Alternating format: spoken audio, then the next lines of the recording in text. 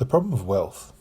Now, you may have been born into this life, this current life that you're in, and you may be really good at making money, or you've set a lot of goals to make money in this lifetime and you've strived hard. You might have done the stock market or investment, properties, or built businesses or bought businesses.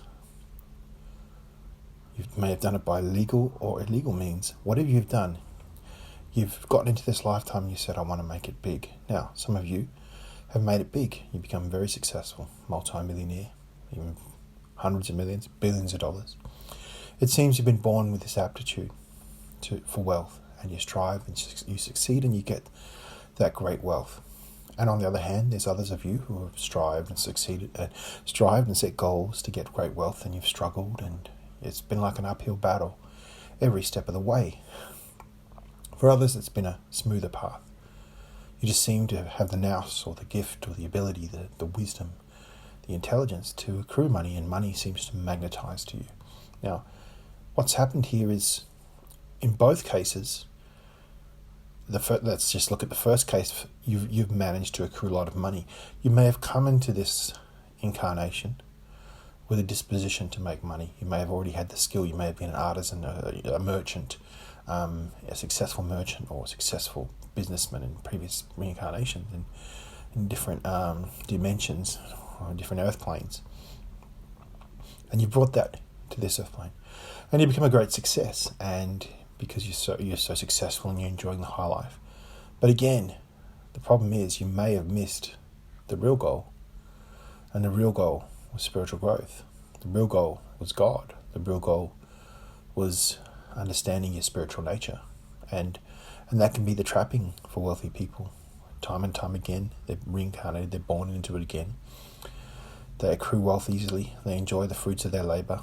They're the manager, the boss, the president, the king, the one in charge. Have a lot of people working for them, have a lot of people serving them, a lot of people looking to their every whim. The problem is, because that's such a great, comfortable life, a person can miss enlightenment, can miss the real purpose of life, which is Godhood, understanding God better, growing in God. And this can go on for generally, lifetime after lifetime, incarnation after incarnation, bringing that strength, that skill into this incarnation, and then again falling for the same trap, which is believing that wealth is all it is about. And obviously marrying a beautiful spouse and having beautiful children and beautiful descendants and preserving your wealth. And that keeps cycling and cycling through for hundreds of years, maybe thousands of years, maybe dozens of incarnations, until eventually a person gets to the point where they say, you know what, the true purpose of my life is God. I'm here to understand God. That's what I'm about. That's my destination, is to understand God, is to grow spiritually.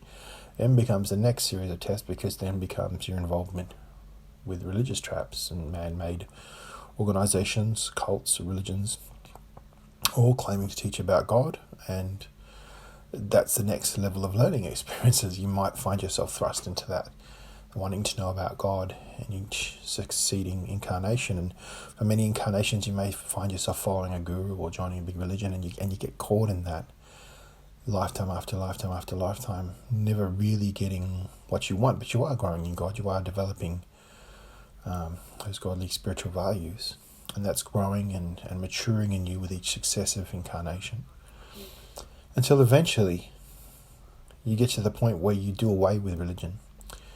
You're able to discern truth. You're able to discern what is true and false in man-made religion, man-made organizations claiming to know God. And from there, you can grow on the quickest, straightest path towards understanding God, because you're able to discern what is truth and what is falsehood. That's the problem of wealth. The problem of wealth is it can be a distraction, and because you have a natural affinity with it because of multiple incarnations, it can be a trap. And one day in one incarnation, you get to the point where you see beyond it, or you grow up and you go, you know what, I'm going to chase God. And then again, you've got the religious problem, dealing with religions in multiple dimensions, multiple earths, multiple lifetimes, and then making the choice to move beyond that, but also having the maturity and the good karma, the good blessing and the good fortune, the grace of God to be able to learn how to discern what is true and what is false, and then follow that path all the way to understanding God fully and growing to your maximum spiritual growth. And that's what life's all about. However, sometimes, there are many traps, and so too with famous musicians, famous actors, famous athletes. You have this, say for example, Mozart, many reincarnations, musician, has that gift of being a musician, brings that in, and naturally when he's reincarnated again, it has an affinity towards music, becomes successful at music, becomes very popular, fame, wealth, success.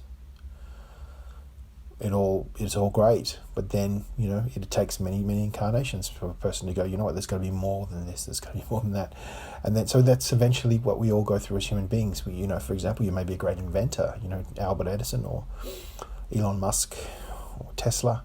You have this affinity and skill and intelligence and natural born skill in inventing and creating stuff. And it's just like Elon Musk once said in an interview that he just, since he was a little kid, he always just, his head was racing full of ideas. And this is the backlog of what he's brought over from previous reincarnations that he's living in this incarnation. And again, he's gone back into it. And again, he's going to explore Mars. And that's a bit of a trap, because if life is an illusion, reality is an illusion. And the ultimate choice is to choose God, to choose the spiritual path, to choose to grow spiritually, whilst avoiding all the traps that await the spiritual seeker. Then going all the way to Mars, which is just an illusion. It may be great if you learn some skills on the way, but again, it's another trap. The usage of wealth is to explore, to expand your horizon, to explore the known Earth, then the known solar system, then beyond the solar system, when really the search is inward. The search is right in front of you. It's understanding God within you. This is Roger McDonald from Positive Emotional Healing. I hope you got some great value from that. Have a fantastic day.